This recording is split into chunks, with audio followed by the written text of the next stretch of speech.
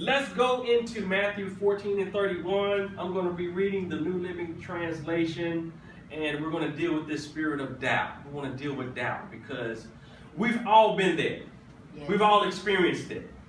No one can say that they haven't doubted. If they have, they're lying. We've all doubted some situations. You know, we've doubted ourselves. Yes. And this is something that we cannot afford to do anymore because we're moving into the knowing. If you know better, you do better. That's right. We're moving into the knowing. And so doubt is not who we are. That's right. That's not who we are. Mm-hmm. You're not a woman of doubt. You're not a man of doubt. That's not who you are. Mm-hmm. Doubt stops you from getting what God wants you to have. So we can't doubt. Look what Jesus says in Matthew 14 and 31. Jesus says it like this. Jesus immediately reached out and grabbed him. Okay? He immediately reached out and he grabbed him. He says, "You have so little faith." Jesus says, "Why did you doubt me?" Okay? Why did you doubt me? Jesus reached out and grabbed him. Reached out and grabbed him. And then when he grabbed him, Jesus says, "You have so little faith." He says, "Why did you doubt me?" Why? Why did you doubt me? And I looked at doubt, and doubt is defined as to be uncertain about, consider questionable or unlikely, hesitate to believe. That's not who we are. Because as the song says, God is so faithful. He's shown us his faithfulness. And so when Jesus reached out, Jesus says, "Why did you doubt?" Because I've shown you who I am. Time and time again, I've shown you what I can do. So why are you doubting me? You know? Why are you doubting me? Why are you so uncertain about me? Why are you questioning me? He says, "I've shown you. I've helped you." As a matter of fact, he said, "I just helped you yesterday. Why are you doubting me?" Reached out. And check this out. He reached out and grabbed him. Reached out and grabbed him, lifted him back up. He says, "Now, I've shown you again." Just that quick. That's what doubt does, you guys. Doubt can creep in so quick. It don't even take that long. You can be on a high, and next thing you know, you talking to yourself. And you distracting yourself because you're doubting. That's right. It don't take long for doubt to work. That's right. Doubt can work real quick. It's real quick. And that's why we have to be observative to what Jesus did. Because Jesus says, "Why are you doubting? Did you see what I just did? I just grabbed you." Just that quick. Jesus said, just like doubt is quick, I'm just that quick. But you have to believe me. You have to believe me. You have to believe me. Yes. Because he says, I can cure all doubt. Yes. But it's in your belief. You have to believe that I can do it. Yes. As a matter of fact, Jesus says it like this. I'm going to do it. I'm going to show you. And then I'm going to tell you, just like you told him, don't doubt me. Because I can do this thing.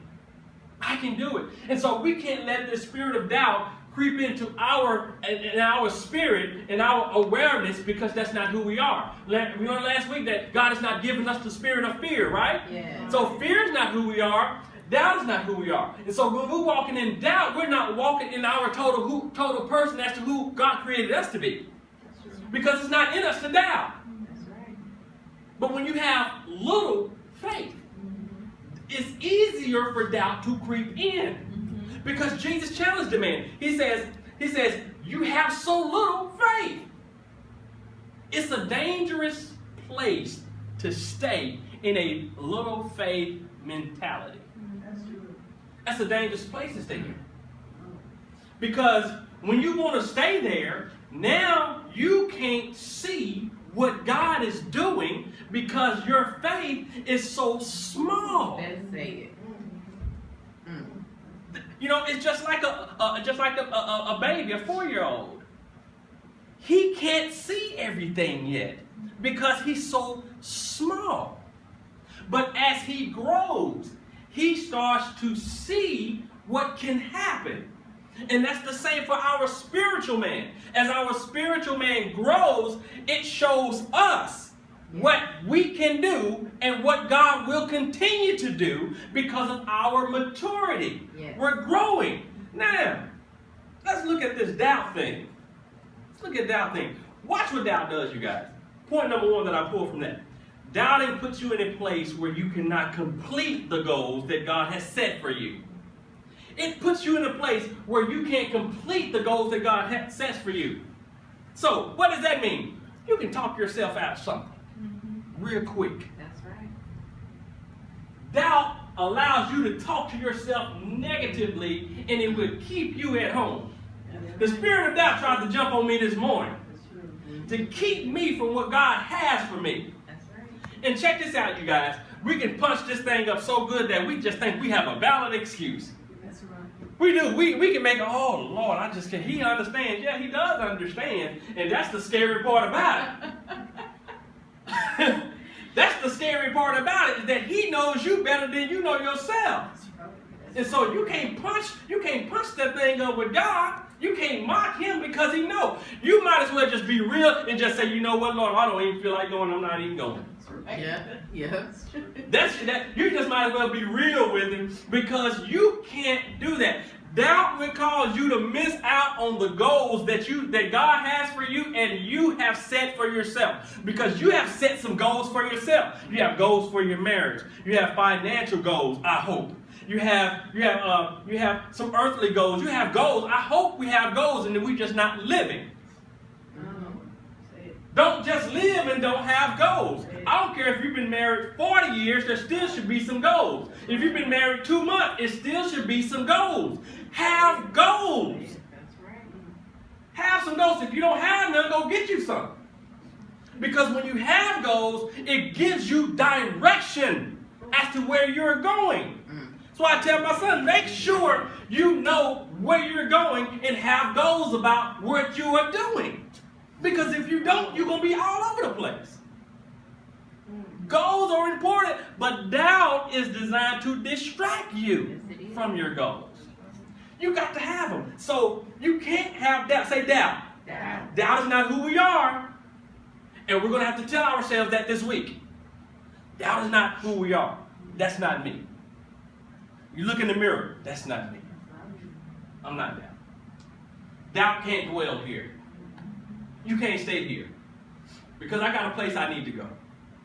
And doubt is, you trying to stop me from going where I need to go. You can't stay here. That's not who you are.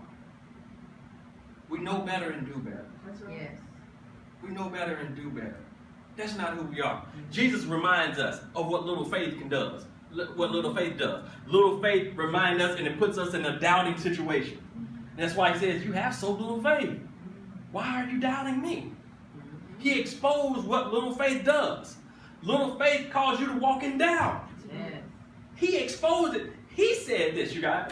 It's in the Word. Jesus teaches. He was teaching this young man. He reached out and grabbed him, and then he taught him. He says, I'm reaching out and grabbing you because you're doubting because of your faith. He's teaching us. That's what Jesus does. And so, let's look at point number 2. Look at this doubt thing. Doubt. I'm going to push this today. Doubt. Let's look at point number 2. It says, you can't listen to what God is saying when you doubt. You can't even listen to what God is saying when you allow doubt to dominate you. That's right. It's hard for you to even open up your ears when you're doubting. You can't even motivate somebody. Have you ever just tried to motivate somebody and it just wasn't getting through? Girl, I'm trying to tell you, just to keep praying. Oh, I'm trying to tell you, man, hang in there. Hang in there. Hang in there, brother. I've been there. Hang in there. And they just looking at you like you crazy. Because doubt has jumped all over them. Right. And they can't even listen to what God is saying. God knows, and I'm telling you, God uses his people to bless his people, and God will send that right person to you to come and minister to you. But if you let doubt jump all over you, now you done missed out on what God is saying because doubt has overtaken you. Yes. We have to be very careful. That's right. Because when God is speaking to you for a reason.